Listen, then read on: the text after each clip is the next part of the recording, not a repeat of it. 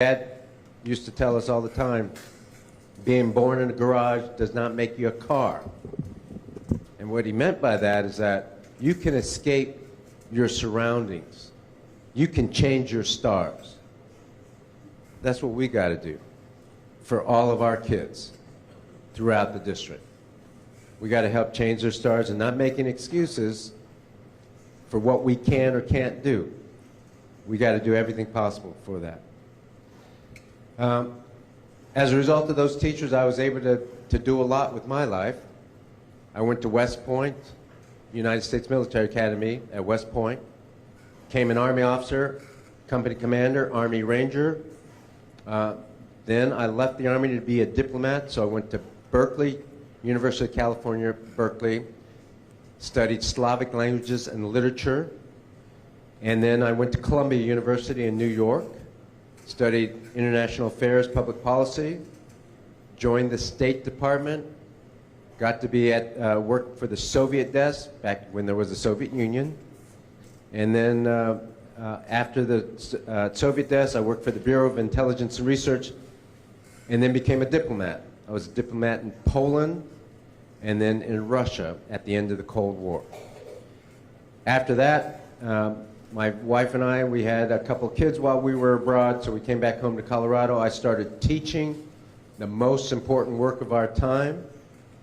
After teaching 4 years, I became a principal for 4 years, assistant super for 3, superintendent of the Harrison School District in Colorado Springs for 6, superintendent of Dallas Independent School District for 3, and then started my own charter network for 6 years, and now I'm here. And like I like to say, I'm 92 years old. But it ain't the age, right? It's the mileage. And so there's a lot of mileage on me. But I've been able to do quite a bit, and it starts with education. And I mean that. I don't know if everybody these days has the best education to do the things that I was allowed to do because of the education that I got. So I want to talk about that next. Because this promise, the promise that I had growing up as a kid, has largely been broken. The promise we made in those days was you work hard in school, you get a good education, you can do anything you want. You know, you often hear, you could be president, you could do anything. And I don't know if that's true anymore. I don't know if what my dad thought, being born in a garage doesn't make you a car, I don't know if that's true, because sometimes it seems like if you grow up in a certain zip code, that kind of seals your fate a little bit. Yes, there are always kids who break the mold. Yes, there are always schools that break the mold. But on the whole, we in education have not done this. We in education have not made good on the promise for all kids. Let's take a look at some of the data that suggests that what I just said is true. Look at that left-hand column. I know that it's a lot of numbers up there. On the left-hand column, though, is just the nation's report card, NAEP, National Assessment for Educational Progress. And if you look at that column, you see that about a third of the students, 32% of the fourth grade readers in America, all the kids in America, the fourth grade, about a third of them, 32%, are reading at the proficient or higher level, which is kind of similar to meets or exceeds, which is a proxy for being on grade level. So we're behind as a nation. Texas is close at 30%. The large urbans is lower than that, but at 26%, and then Houston is at 19%. 19% of our students are proficient or above in reading, fourth grade reading. So that's not good. That means we've got work to do on a proficiency level. And it doesn't matter whether you're talking about fourth grade or eighth grade, and you can look at it, we are low proficient. That's problem number one. Low proficiency for many of our kids. Problem number two is an inability to change that over time. We were low last year, but we were also low 19 years ago. And the nation's the same, by the way. It's not just HISD. What this says is in 2003, 18% of our students in fourth grade were reading at or above grade level. 19 years later, 19%. We moved the needle 1 percentage point. The same is true for the nation's kids. An inability to change. That's problem number 2. This is the same, this is 8th grade though. We moved the needle 4 points in 19 years. That's something we should celebrate. That's problem number 2. Problem number 1 is low proficiency. Problem number 2, we have not changed that. We have not changed that. Here's problem number 3, which is even worse. The achievement gap. I don't care what test you look at, we have a gap problem in America. Achievement gap problem. And this is not new stuff, right? Educators know this. And we have to at least look at it. This is Houston on the right-hand side for 2022. Remember, it was 19% overall. Well, it wasn't 19% for everybody. Our white students were at 60% proficient or higher, which is good, and we should keep that going. We should applaud that, push them up to 70%, right? We should keep that going. So good. But our black kids are at 11%, our Hispanic kids are at 14%. The gap is real. We can argue about 11%, 12%, whatever. It's a large gap. And that's undeniable. I hope we feel that's not good. I hope we feel we got to do something about that as well. That's an equity problem. That's an equity problem. Math is even higher. The gap is even larger, I mean. That's a gap. This should not be new information, folks. This is public data. Every year, NAEP prints its data. We print the STAR data. It's not new information. But I'm calling it out because it's the backdrop to what we have to do. Now, don't get me wrong. We got some good things going on in this district. But it's a tale of 2 districts. One where schools over here are doing well. We got some great magnet schools. We got some of the best schools in the nation. We've got schools that are improving. Addicts Middle School is improving. I'm going to show you some data there in a second, because we got to applaud growth also. And then we have schools over here. And it's undeniable. It just surprises me when people don't think we have a challenge over here with a lot of our schools not providing the best education possible. Those are just the facts. Doesn't mean everything's gone to hell in a handbasket. What it means is we got some work to do, and we can't close our eyes to the challenges. That's what that means. It also means that we have an equity issue that we need to address. So STAR scores, the other scores were NAEP scores. Let's look at STAR scores. You've heard the term NES, New Education System Schools. Well, those are some of our lower performing schools. This is 8th grade reading, 8th grade math. You can see in the New Education System schools, people ask me, well, why those schools?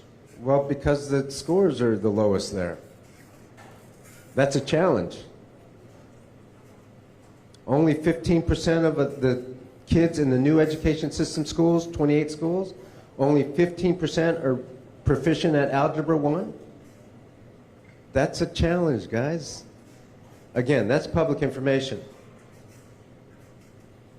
And here's you. Here's, well, not you, because we got people from all over, but addicts, those of you from addicts, this is addicts. Now, yes, it's lower, but look at your scores from a year ago, from 2021 to 2022, really good growth. I didn't show it, I didn't have time to put it up, but you have some really good growth in your scores. So celebrate that. I love it when schools that are challenged break the odds. And last year, some of your growth was like 15 to 20 percentage points, right, Principal Wiley? That's right. So we got to celebrate that growth also, okay? And we should. And so there's work to do. Come on. We know that. But we also celebrate when schools grow well. Math is the only area that didn't grow well in this school, 7th grade math. And even though those scores are lower, it was a huge improvement. I think 8th grade math a year ago was at 11. And now it's at 30. So again, we got work to, yeah, you can celebrate that. So the principal and the teachers here are doing what we need. We need that continuous growth. What we don't need is that second problem I said, where we can't grow. Well, you all are growing. So you're beating that second problem, okay? And over time, if they keep doing what they've done, in this case, we're going to get to where we need to be. But we've got a lot of schools that are doing the same thing, and they're not getting any growth or achievement results.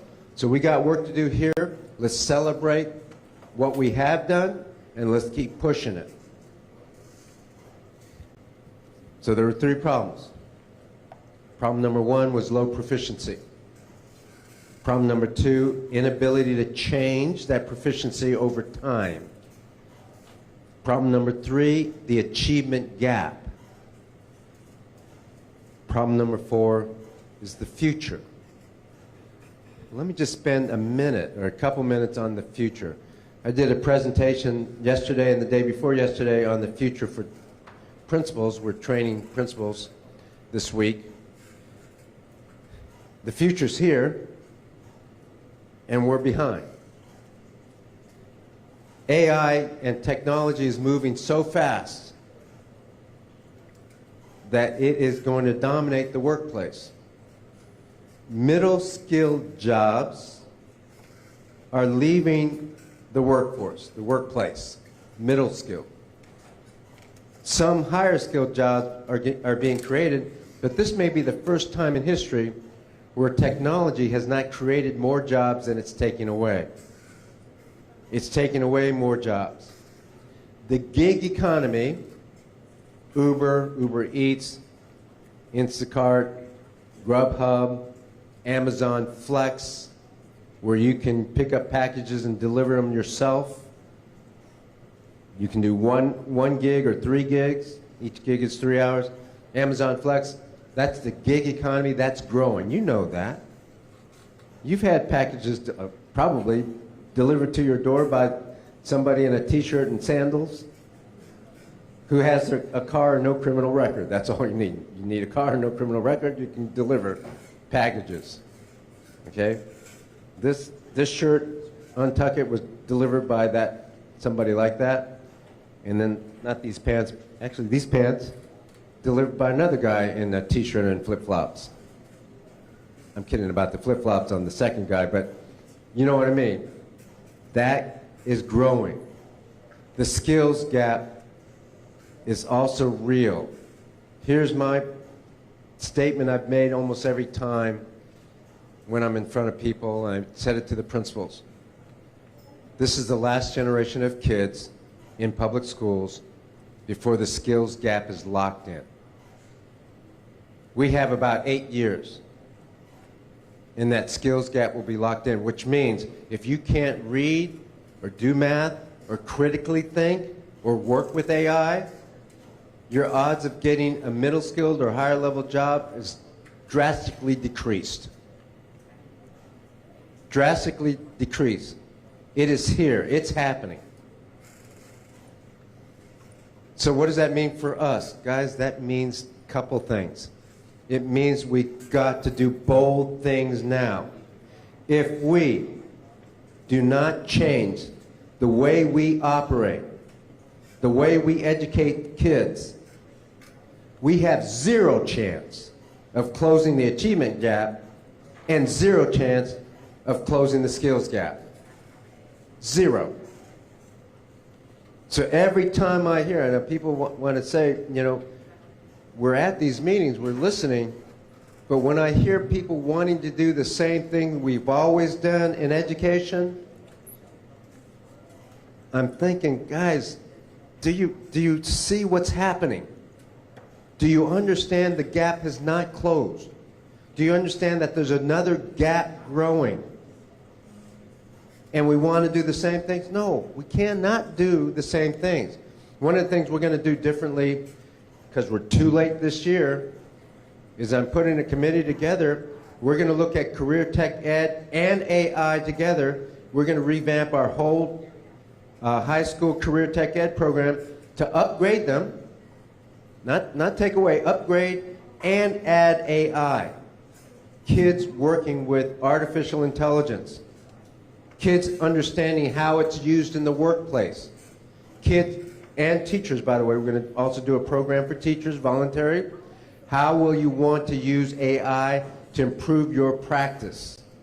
We have teachers in this district already using AI.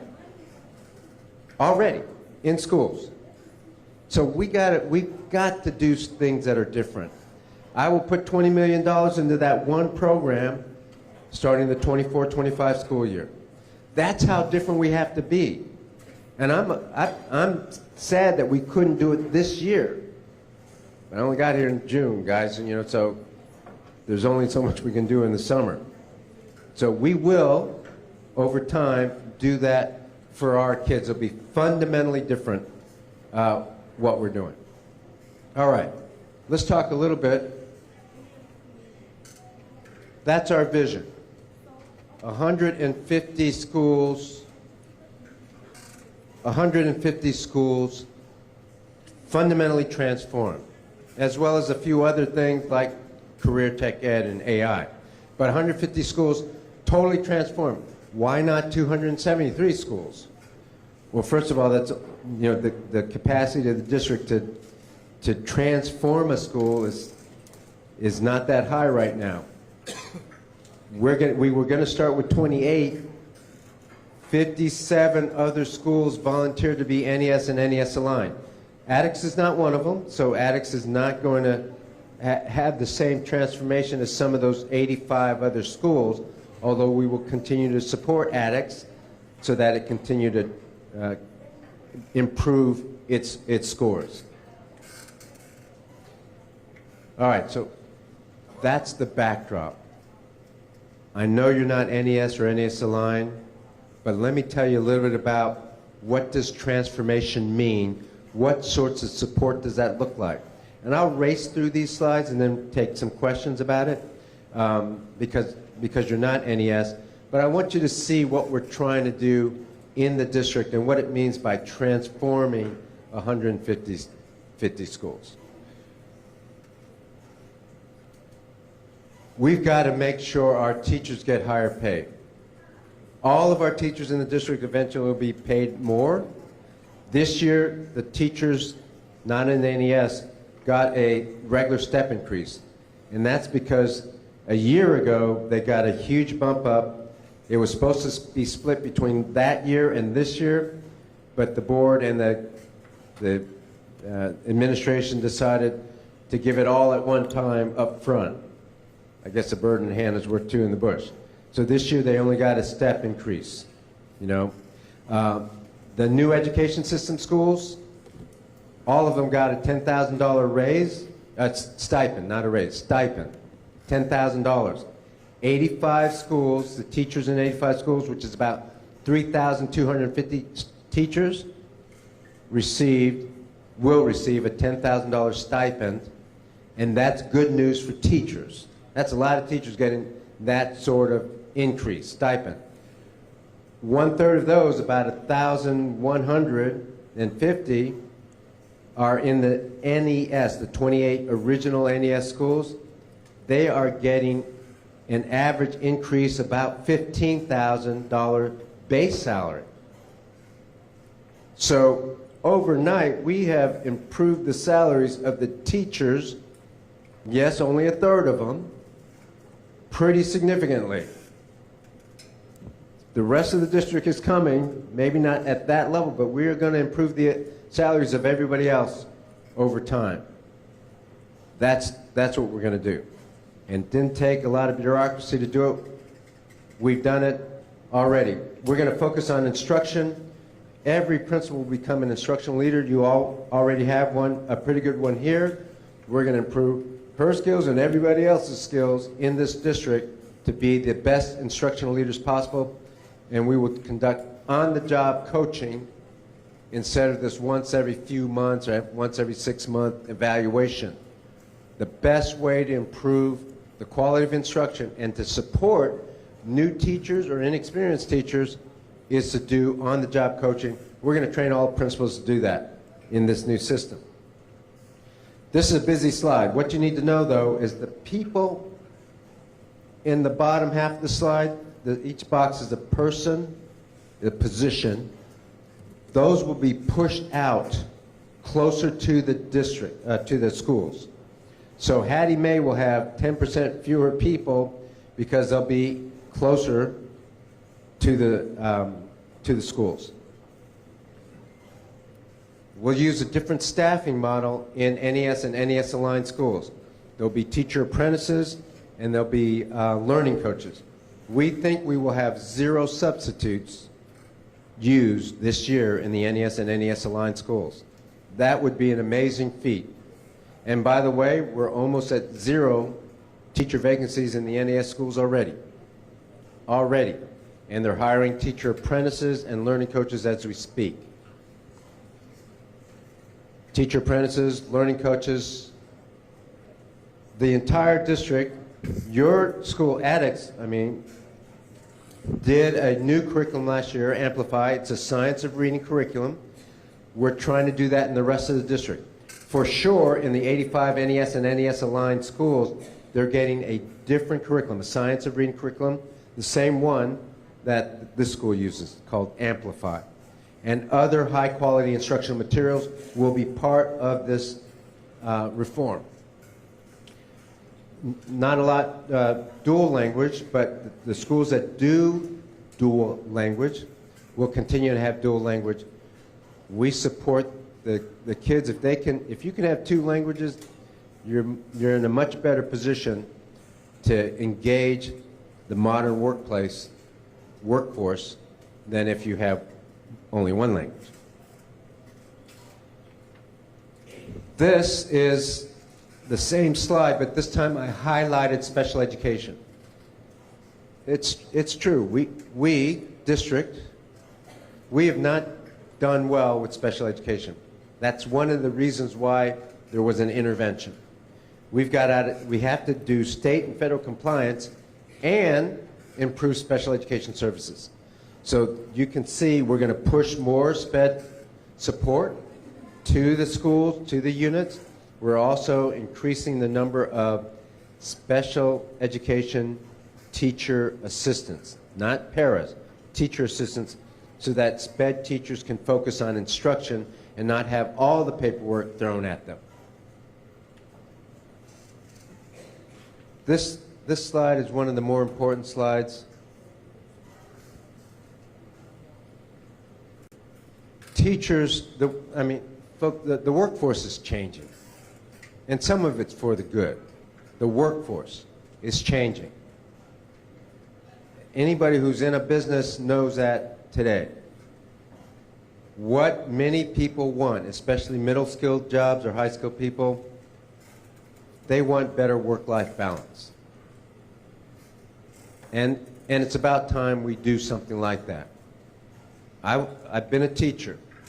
For me, it was start early, after school. I ate dinner with my family, and after dinner, and after the kids went to bed, I spent 2 hours every night working on lesson plans.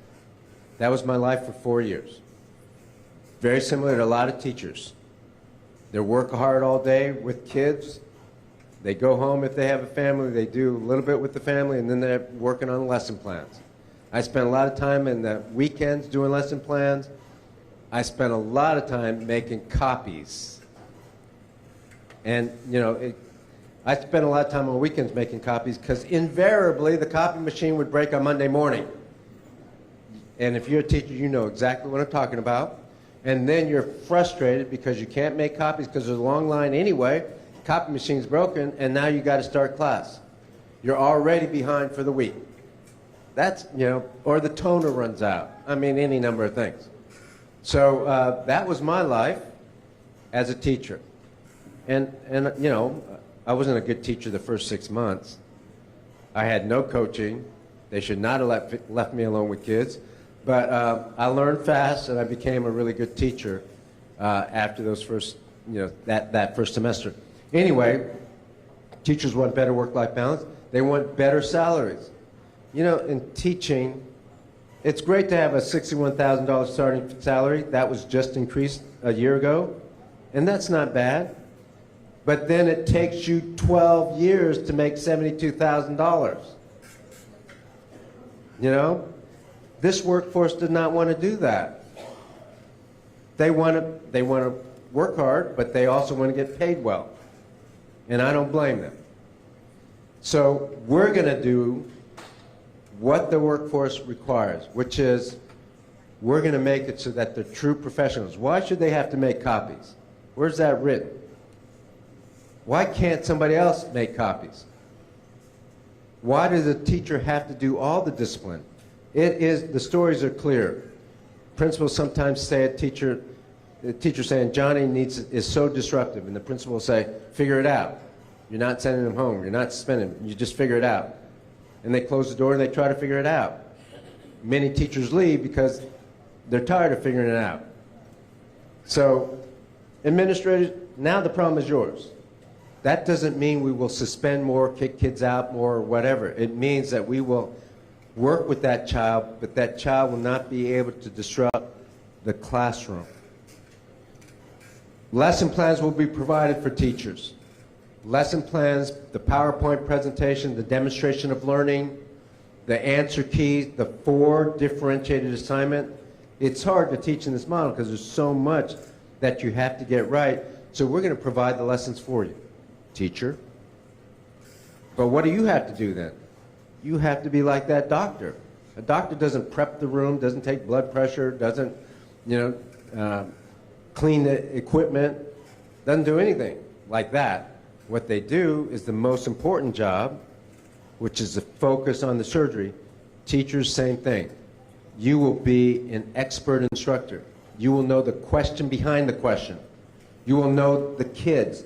You'll be able to understand why this child thinks the way they do, why they're approaching the problem this way. You're going to take one question and you're going to make it apply to the whole class. That's how good you are. You're going to keep the pace. You're going to engage. You're going to keep the level of rigor. You know what grade level instruction is. You're going to scaffold that so that the child understands, even if they're not at grade level. Then you're going to differentiate the instruction once they take a demonstration of learning. That's a hard job. That's an art. That's a skill. That's what we're paying for. We will try to get everything else covered for you. The only thing up here that makes me mad still is duty. You should not have duty. I don't have enough money yet. There really is no money tree in the back there. So when we get enough money, we will take duty away from the professional teacher. Okay? That's what we're going to do down the road. That's part of this new model. That's part of the reason why 57 schools signed up to do this model. We'll use more technology, webcams, interactive smart boards. And then I got to talk about this, because some things are old-fashioned. It's not innovative.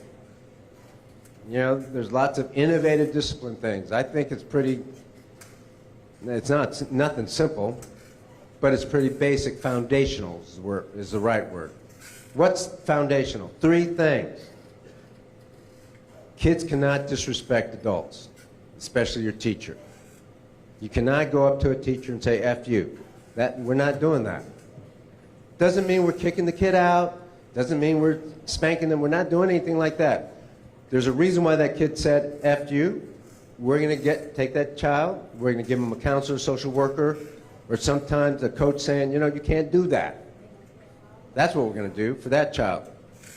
And then we're going to put them back online into the classroom, online. But you don't get to disrespect the teacher. Number two, you can't disrupt the learning environment. I get it. I've been there. My brothers and sisters have been there. I've grown up in schools challenged by poverty. But never in the schools that I was challenged by poverty with was it okay to just knock over desks or act a fool in front of the class. That didn't happen. So we're not going to suspend the kid necessarily. I mean, there are some things you got to suspend the kid for, but not for normal disruption. But that kid does not get to disrupt the class. That teacher is a professional and an expert. They need to have the time and the focus from the other kids to do the lesson. So we're going to remove that child if they disrupt the learning environment, and then we'll put them back in the next class. Oh, and then it may go without saying, but we're in these NES schools, we're going to be hard on bullies. You do not get to bully other kids. Again, I get why kids do the things they do, especially middle school. I love middle school. And there's almost always a reason. And many of our kids have had a bad night, and many of our kids get bullied by their parents or somebody else. I get it. That does not mean a kid gets to do that in the school to other kids. And that I need your support on. By the way, Addicts is not an NES or NES aligned school, so they will continue to do the discipline policy that they've always had. In fact, they will continue to do the programs that they've always had. Okay? They get to do it the way they're doing it, and it looks like it's working as far as the discipline policy goes, right? So they'll get to continue the policy the way they've designed it. All right. Last thing, last couple things. 6:30 is when the schools open at NES Aligned. They close at 5. Instruction's going to be high quality every day, every student, more engaging work, working in small groups. Every school in the NES Aligned system will have an Art of Thinking class. Art of Thinking, 3rd grade through 9th grade. They will also, on top of the elective, in addition to, not taken away, in addition to the elective, they will have what we call dyad courses, twice a week. Piano, martial arts, photography, graphic design, cosmetology, whatever the school puts together from the community. These are community members who will teach this, $30 an hour. Somebody, for example, let's say there's a karate dojo somewhere close by, or, you know, within a mile or two of this school. And the karate teacher has students at night that he or she teaches. Well, how about coming to our school during the day and teaching our kids? We'll pay you $30 an hour to do that. And that has happened in the schools that I came from, third future schools. We have piano teachers that way. We get photographers that way. We get martial artists that way. It's a great program, and it also engages the community. Finally, or not finally, almost finally, penultimately, kids will travel. 8th graders will travel out of country. You got to have 92% attendance, and you can't be suspended. If you meet that, and you're an 8th grader in these 85 schools, we will, free of charge, take you out of country. I mean, the parents have to agree to sign off on it. For example, to Japan or Costa Rica. That's where the last 2 8th grade classes when I was a CEO of Third Future Schools went to. Japan, and we will raise the money to do that. It's an expensive thing.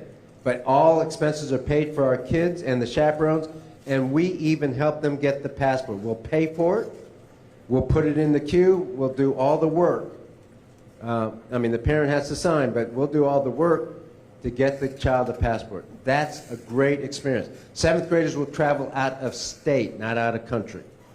We don't have that much time or money to do that. But that's what we're going to try to do this year in those schools. All right, and then you already saw this, but this is from the kid perspective. Got to follow those 3 rules. Whew, that was fast, I know. We have 35 minutes for questions. If you have a question, please keep it to about a minute, less than a minute, okay? Ask your question. If you have a comment, that's okay too. Please keep it to a minute so that we can get more questions and more people to ask a question, all right? And we have a mic over here and a mic right here.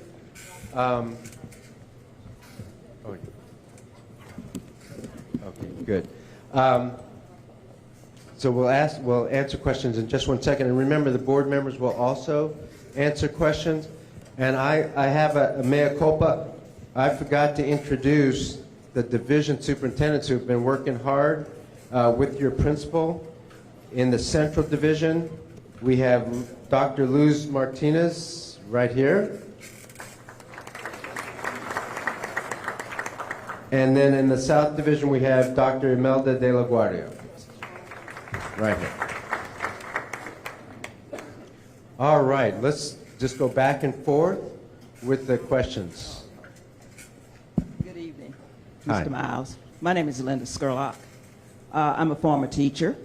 I worked for 36 years in HISD. I have a question about someone grading papers. When it comes to compositions, will there be a rubric for these people to look at in order to grade the papers? Because most of the time, compositions are sort of subjective to a point. So they will be given a rubric to do that. Yes, so thanks for asking. The answer is yes. So remember, teachers will grade the demonstration of learning that takes place in class every day. That's a mini quiz.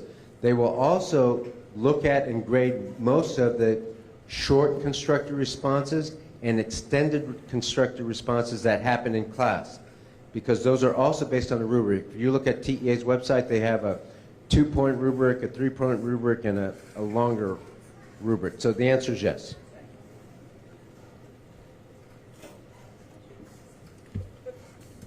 Hello. Cassandra Jones. I've been in the district for over 20 years as an educator and organizer, and did a whole tour at the last legislative session around educational funding.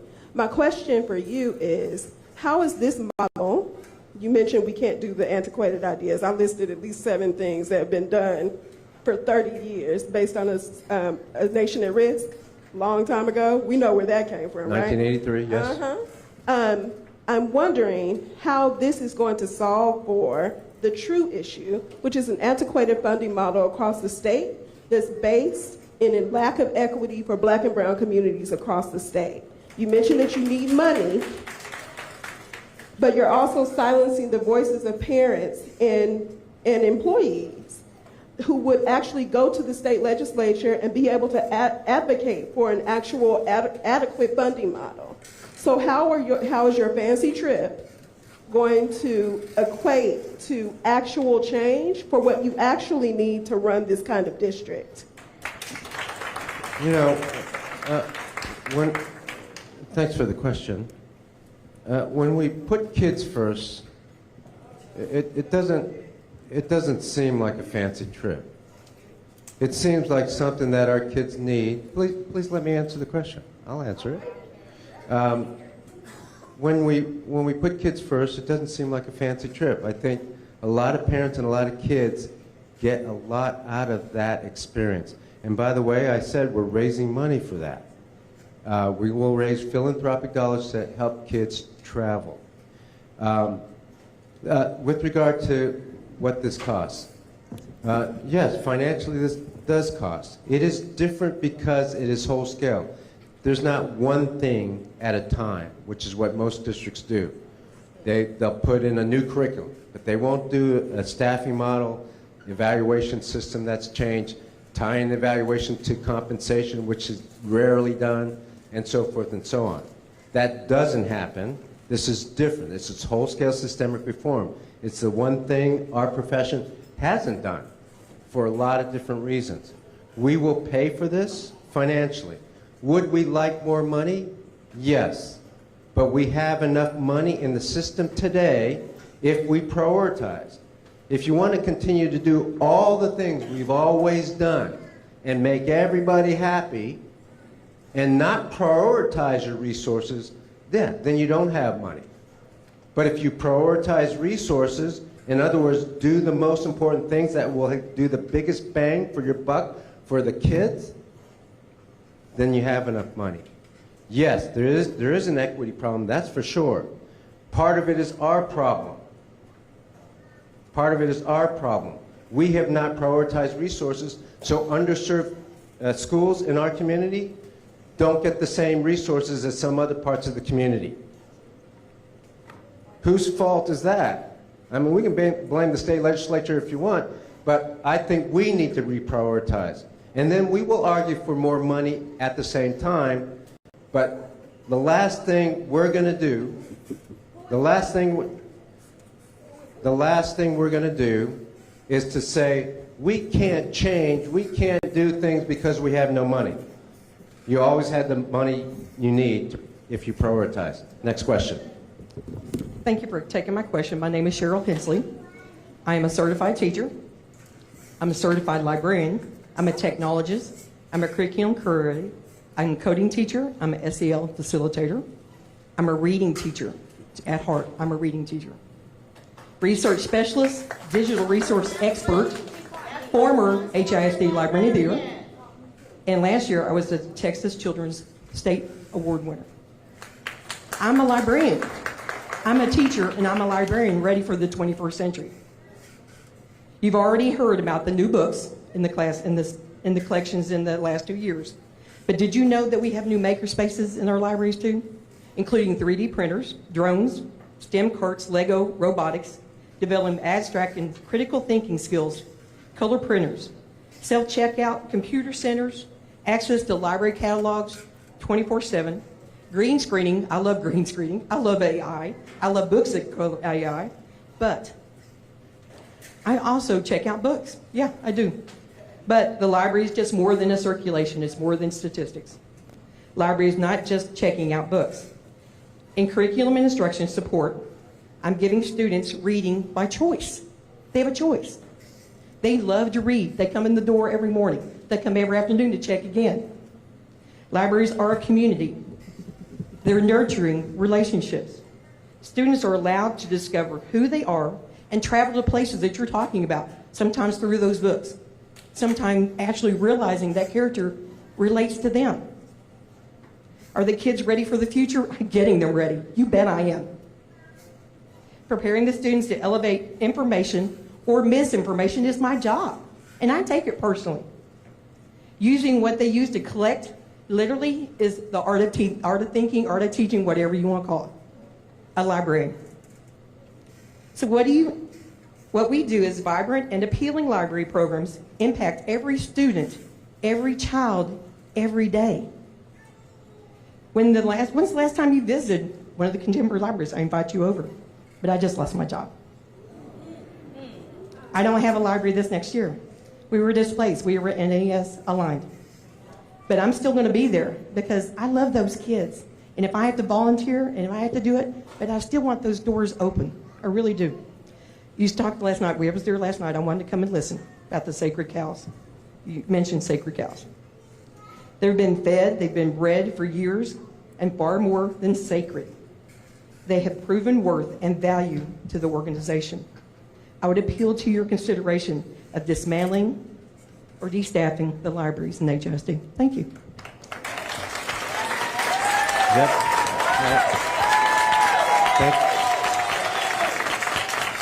Thank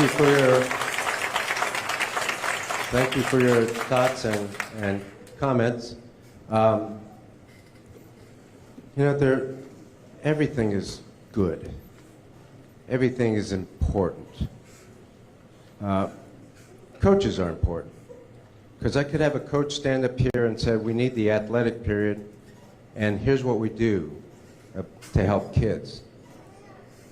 We can pay for mentors who would say the same thing. So I don't dispute that librarians are important or add value. Last time I visited the library was about 3 months ago. I actually have my library card with me. It's not that I don't like libraries. We're not trying to get rid of all the libraries. We are prioritizing resources. And so we are prioritizing Science of Reading teachers, which is an addition to the ELA teacher in the schools. And when you prioritize resources, some things, even things that add some value, because everything does, it's not like we have any program that's hurting kids in schools, have to be trimmed. And that's what's happened here.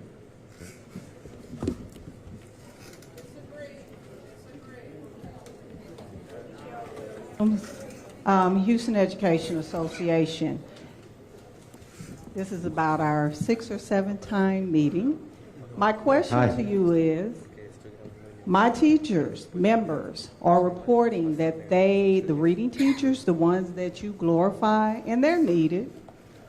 However, they're saying that they are being instructed that their classes are going to be 80% paper-based. You said, and I'm going to take your words, you said that children don't have time, and then we're preparing them for 2035. It is fiscally irresponsible to pay $100 per box of paper, and it is environmentally destructive for us to use that amount of paper for 20,000 children in District 2. 2035 will not exist if you continue to support deforestation, because it's going to release too much carbon dioxide. It causes soil erosion, all of those things. But yet you want to take the largest school district in the state of Texas and add to our environmental issues and this glorious heat that we have in Houston that we've been under for the last 2 to 3 weeks. I'm asking you to reverse that because it's destructive and it's a poor model for those children that you're trying to change student outcomes for. Thank you. You know, thanks for asking the question. I guess now I'm responsible for the environment. That's kind of giving me a little. That's kind of giving me a little bit too much power. But here, let me talk about what we're trying to do. Because you know, we could put. Well, I'm not going to say that. Look, the outcome that we're looking for. The outcome that we're looking for. You know, let's give me a chance to answer the question. You know, so yeah, could you? I mean, let's have a conversation. I'm okay with having cancer, and I'll answer your question. I said the outcomes we're looking for are getting kids ready for the year 2035, and also raising reading and writing scores. That's the outcome. And the question is, how do we get those outcomes? There is some research, and there's a lot of parents who think we spend too much time looking at a screen. And I'm telling you, we can get the outcomes if we only look at the screen, you know, 20% of the time, maybe 30% of the time. So we can get the outcomes, we're getting the outcomes in places that use this model, and they use paper in many cases because kids can annotate, kids can focus, rather than focusing on a screen all day long. You can disagree with me, but you know, to take that and say we can't get, you're not even interested in the outcomes, it seems. You're interested in a different outcome. I'm interested in the kids and the kids' education here. Next question. Hello, sir. How are you? First of all, I want to thank the community for being here meeting after meeting. Our voices matter and elections matter. As the one responsible, Harold Dutton is responsible for this ultimate takeover. So my question is, you started on a waiver because I believe it had expired. So my question is, has it been reinstated, or when will it be reinstated? But I'm not finished. So my second question is, you seem to call your program Destination 35. Am I to assume that you're giving yourself 12 years on the job to make a difference in HISD? And it seems to me that teachers are being held accountable year by year, hence our yearly appraisals. I'd like to know if you can be held accountable in 1 year, and is there an appraisal for you, the superintendent? Lastly, I'd like to thank those teachers who are suffering right now in the NES schools and NES aligned schools. You have meaning for the students and in your community. And it's sad that you never got the resources or support that you needed for so many years. It is not your fault. It is not the children's fault. So I'd like to know if further, you mentioned something called sunny something communities or whatever, sunrise something. Final question is, what will you do to provide resources for those families struggling in the zoned NES schools? There's an old saying that it takes a village to raise a child. I'd like to say that it takes a village to help and support a community as well. Do you need the questions again, because I have them written down? Yeah. Okay. You're welcome to look at them, sir. Go ahead.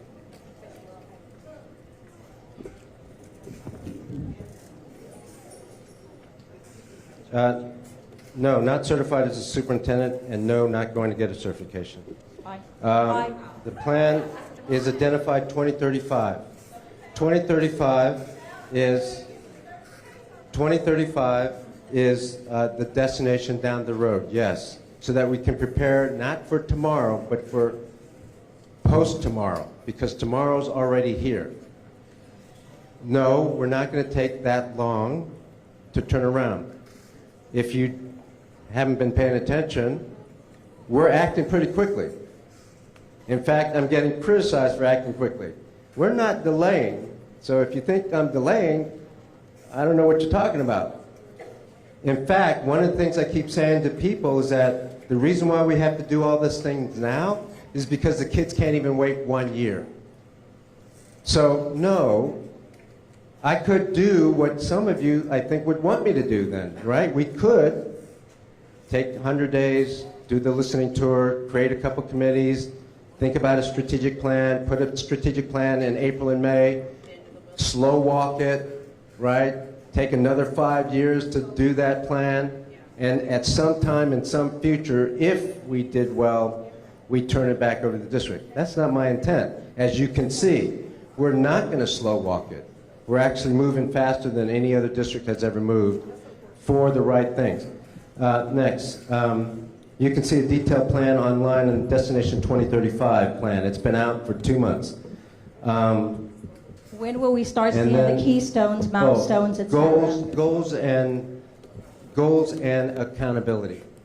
Yes, you're right. I should be accountable. And I should be accountable for achievement results. At what time frame? One of the things, I'll answer in just a second. One of the things that's been problematic in this district, we have a lot of autonomy with very little accountability among the leaders, not just superintendents. And that's got to change. And it starts with me. Yes, I will have a performance plan with clear metrics in my performance plan. And no, we can't turn around the district in a year, but I can show growth, and I should, even in 1 year. That's the commitment. I'm not afraid of standing up and saying that. So let's see the teachers and principals and the community and everybody else say, these are the specific metrics, and if we don't meet them, then how are you going to hold yourself accountable? Next So question. you'll have your appraisal plan up pretty soon, I assume. Yeah, the board has to approve it, I think, by November. Go ahead. Okay, so to your comments about slow walking or when we would turn around and actually listen to our constituents, it's because you weren't elected. They had to listen to us because we elected them. You were appointed. So next week when you go to spend all this money on this field trip for how many principals was it going? To Odessa?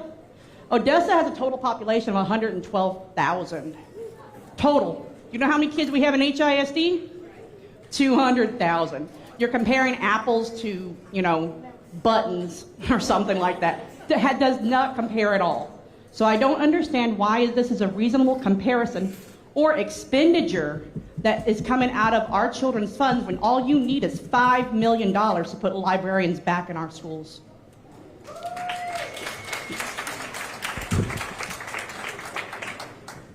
Grace to everybody who may not have their information right. Grace to people who don't understand how professional development plays out. Odessa is much larger than 112,000 people. That's number one. But one of the challenges that we have as a district, as a community, and as professionals, the leaders, principals, and teachers, is they've never had a model like this. They've never had change like this. And so it helps if they see it. For example, when we showed the NES principals and NES aligned principals, the actual setup of the team center, the actual setup. There's no kids right now, but we did 2 schools, Sugardale and which one? Shadydale and one other one. Anyway, we did two schools, and then we set them up with all the classrooms, with the technology and everything in the team centers, and it helped tremendously that they could see it. It helped tremendously that they could see it. Wouldn't it be even better if they could see it with kids in it, see the rotation, see the actual lessons, the LSAE model, the rigor, the teachers teaching, the webcam? Wouldn't that be great for just to see it? So that's what we're doing. It's going to help the NES and NES aligned teachers. I wish I could send all of you, but that's going to be cost prohibitive. Are we over here? Okay. I've been waiting patiently for this. And I want you to look in my face and remember me because I'm your new best friend. I'm not just here on behalf of my children. I'm here on behalf of all of these kids and parents who can't attend these meetings because they have work and other obligations. I have a junior at Yates right now. I have a second grader at Lockhart Elementary. That lady right there, Miss Hensley, was my, look, no, right here, Miss Hensley, raise your hand, the librarian, right here in front of you, was my second grade teacher. She's the reason I'm a voracious reader to this day, because of what she instilled and input in me. I want to be clear. There's nothing I'm going to say right here that's going to change your mind about anything that you have already decided on. Because either one, you're Greg Abbott's pawn sitting down here to destroy the largest district in this city so we can turn it over to the privates and the charters like they did in New Orleans, or you think you really know what you're doing and that we don't, and that might be a little scarier. Why are you taking teachers and principals and whoever to Odessa? Why they not going to Dallas ISD? Isn't that where you came from with a stellar record? That is my former school board representative right there who I voted for to do a job, to hire the superintendent. We've hired 2 in the past few years. Were you ever in the running? Did they ever call you up to come down here? No, he's somebody's. Why weren't you ever an option? Where's your resume? Because I see the smugness in your face and I hear the facetious little answers. I'm not gonna be certified, I'm not gonna. So is it really about student outcomes and student approaches, or is this about your ego? Because I've yet to hear how, now that I've lost my democratic ability, let me be clear with y'all, y'all have lost your democratic ability to make decisions about your children's education. I don't care what he says, if he wants to improve it, fine. But we have the right as parents, community members, if you pay property taxes, even if you don't have kids in this district, you should care about what's going on. Like I said, I'm a product of HISD. I don't have a lot of questions, it's mostly commentary. But I also was union rep for HFT for 5.5 years. Yates was my feeder pattern. Worthing was my feeder pattern. Sterling Jones was my feeder pattern. The reason I won't teach to this day because I got to see behind the scenes of how sausage was made, and I said, oh no, I don't want sausage anymore. It's a gift and a calling, and I can't do it. But what I do know as a parent is that I can support teachers. Teachers don't do this job to get rich. They're not showing up to make $1 million.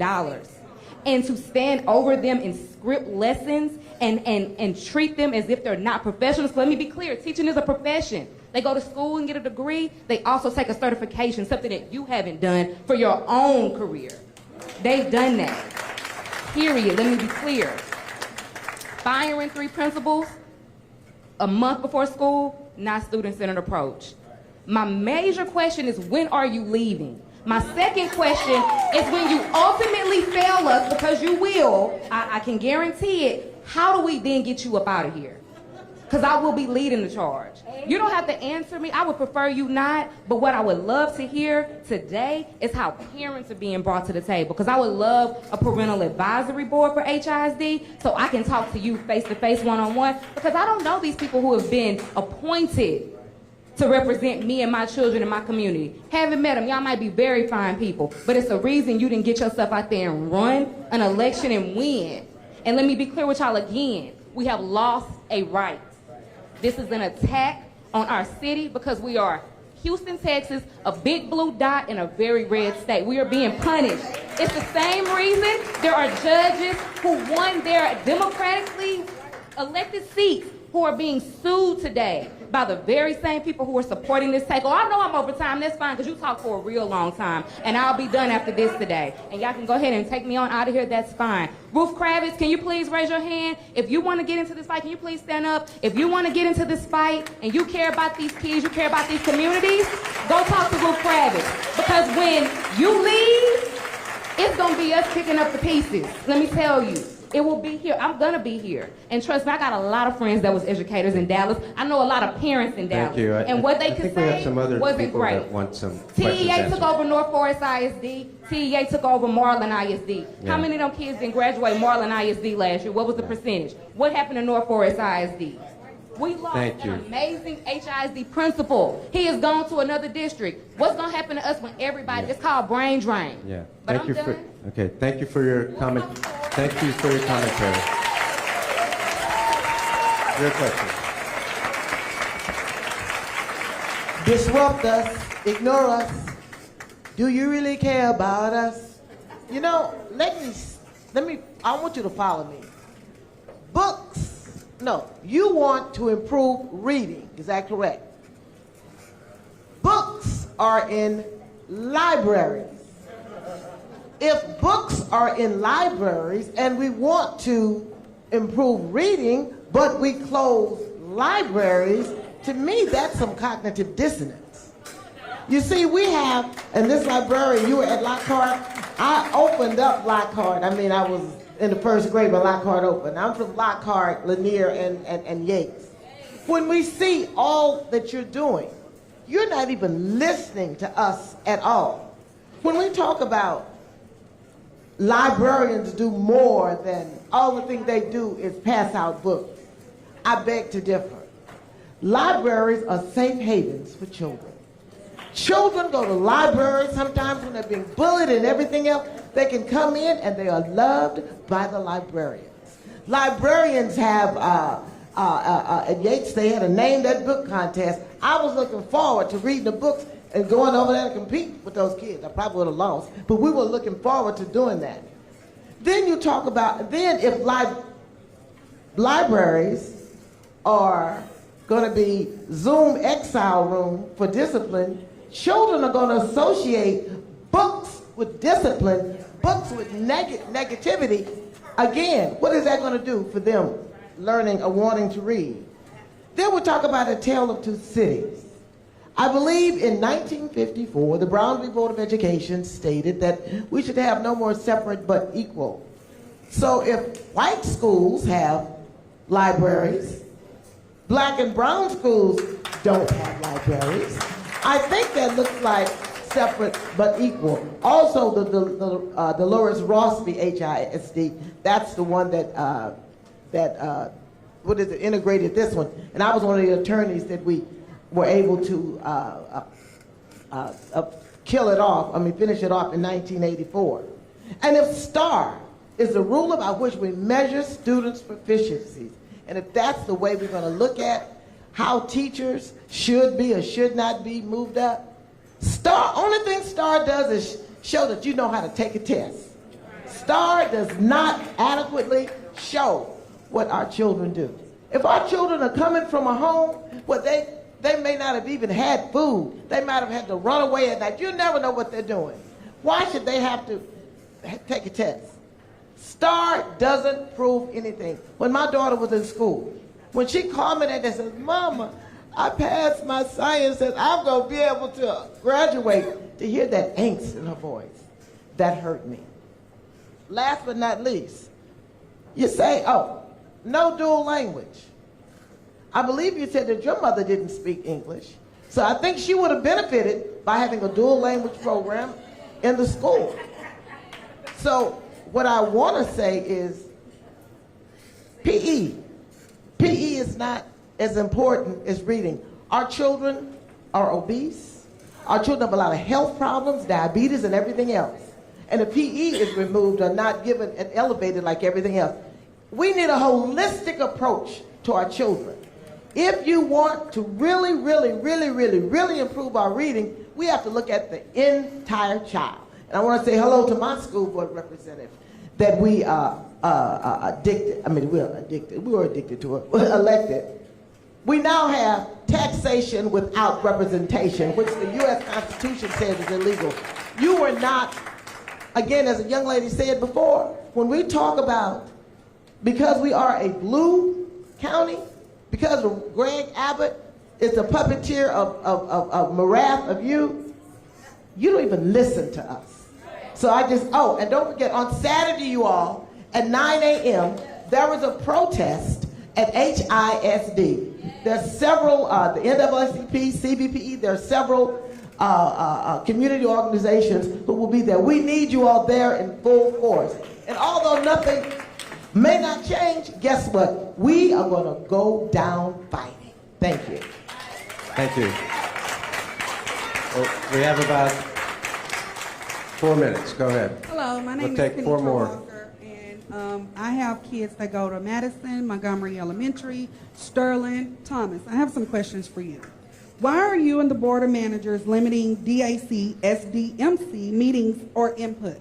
Also, what research can you cite that suggests that underserved communities have better outcomes without school libraries versus a regular library rotation schedule? And also, there's another question I have for you. Oh, what research can you also cite or use to support your teaching kids on grade level versus starting them where they are, since your HISD data suggests students are reading below grade level? How does this apply to SPED and ESL? My thing is, my son has dyslexia. So he can't learn like her son.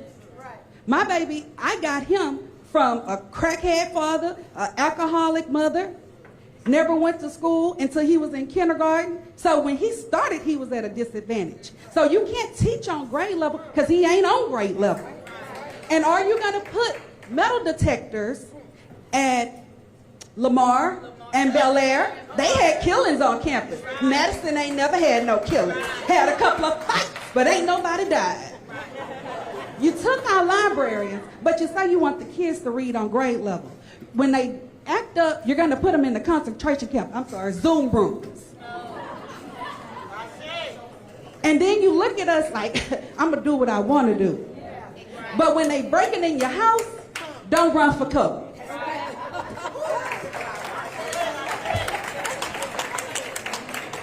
Yeah, go ahead. 3 more. Go ahead. Okay, good evening. My name is Marina. I'm a HISD parent. Go ahead. This is my first meeting, so my question might have already been answered at other 7 or 8 meetings prior to this, but the presentation was fine. Just want to back this up in my mouth a second.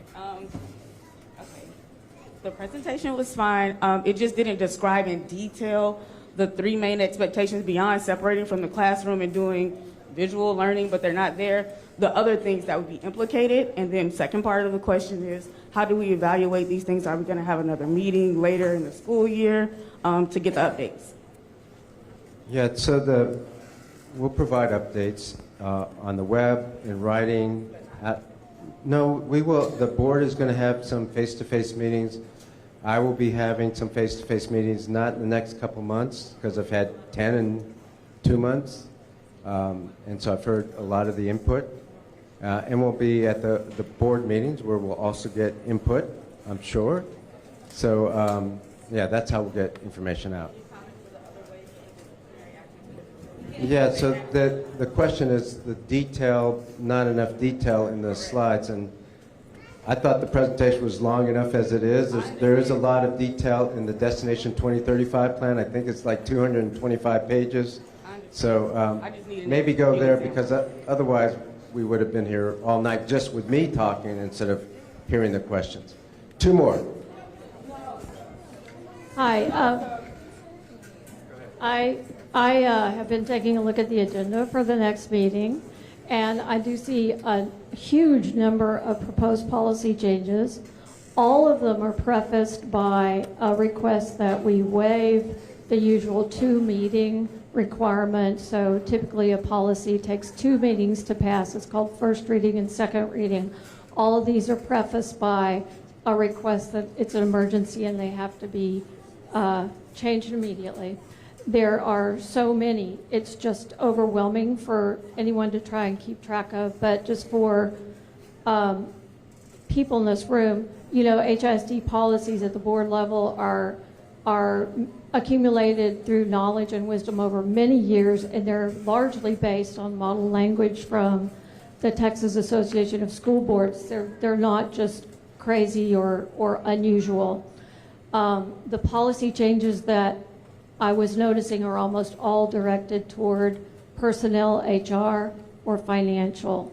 And some of them are quite large policy changes. The one that I would like to give it as an example to the room is that currently, if HISD has a vendor contract over $100,000, it goes before the board. Mr. Miles would like to increase that by a factor of 20. So any contract below $2 million, the board would never know about it. So that's what he's going toward.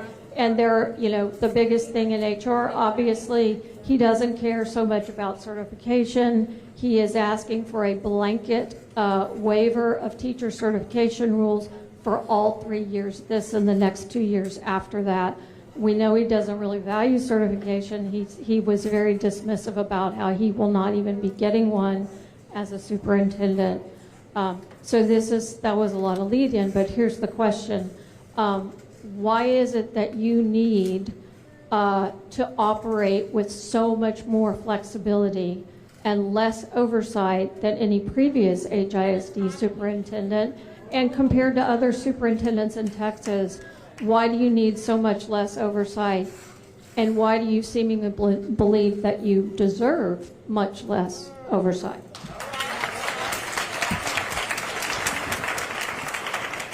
So a lot of things you mentioned will be discussed at the work session, which is tomorrow, and then the board meeting on the 10th. So in the next 2 weeks. Can I just interject something? If those items are passed on the consent agenda, my understanding is there is no discussion. So if your board of managers does not pull each and every one of those items and discuss it in the boardroom, it passes by not being discussed. So there'll be this. So good afternoon. I'm Rolando Martinez. I actually don't live too far from here. I live right across Macao, so I'm familiar with part of the neighborhood. So your question about the policy. So as a board, you're absolutely right. We need to review the policies, and we will. We have the workshop on Thursday. And to your earlier point, it could be part of the consent agenda. Consent agenda doesn't mean approval. It just means that we have one singular vote, yay or nay. So there's still a possibility that they could get denied. And so from a board perspective, we're going to look at every single one of them as far as when we pull them, and we'll discuss them Is on there Thursday. any way you would deny his request without discussing it? That doesn't even make sense. So we will discuss it, and that's the purpose of the workshop this Thursday, is to discuss and bring up any questions about the policies. What I will say to everybody is this. We recognize that we're appointed. We recognize that. We won't, and the reason I won't is because I feel like I need to be part of the decision making for our community. So you know, hold on, let me just give you some background. I actually do. I live about 8 minutes from here. Letting him make all the decisions.